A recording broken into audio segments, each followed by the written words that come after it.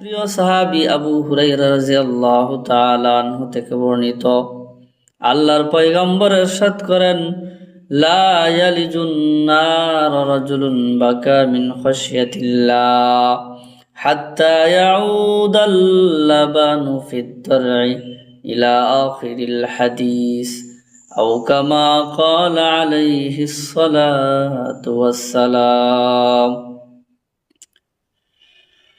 আল্লাহর হাবিব বলেন,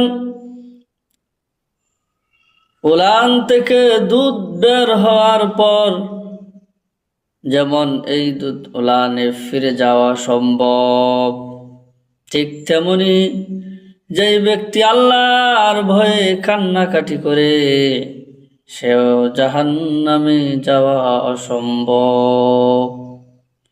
উলান থেকে দুধ দহন করেছেন, সেই দুধ দ্বিতীয়বার যেমন আপনি উলানে ফিরিয়ে দিতে পারবেন না। আল্লাহর হাবিব বলেন, যে ব্যক্তি তার অতীতের গুনাহের কথা স্মরণ করে আল্লাহর ভয়ে অশ্রু বিসর্জন দিবে, সেও এরকম ভাবে জাহান্নামে প্রবেশ করবে না। কিন্তু আফসোস আর পরিতাপের বিষয়, বর্তমান সময়ে আল্লাহর ভয়ে কান্না করার লোকের সংখ্যা খুবই কম। আল্লাহর ভয়ে কান্না করার লোক খুঁজে পাওয়া বড়ই দুষ্কর।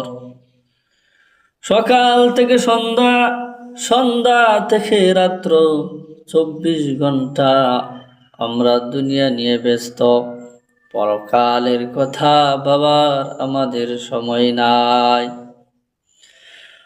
পরকাল নিয়ে চিন্তা ফিকিরের কোনো সময় নেই। আল্লাহর ভয়ে কান্না করে দুনিয়াতে থেকেই পরকালের পথে অর্জন করব, সেই চিন্তা ফিকির আমাদের মাথায় নাই। চুলদাড়ি এক সময় কালো ছিল, আস্তে আস্তে সাদা হয়ে যাচ্ছে। চেহারা এক সময় শক্তি ছিল, এখন আর সেই আগের মতো শক্তি নাই। তবু একবার পরকালের কথা ভাবি না, পরকালের কথা চিন্তা ফিকির করি না, নিজের অতীতের গুনাহের জন্য কান্নার নাজারি করি না। আল্লাহ সুবহানাহু ওয়া তাআলা বলেন, কিছু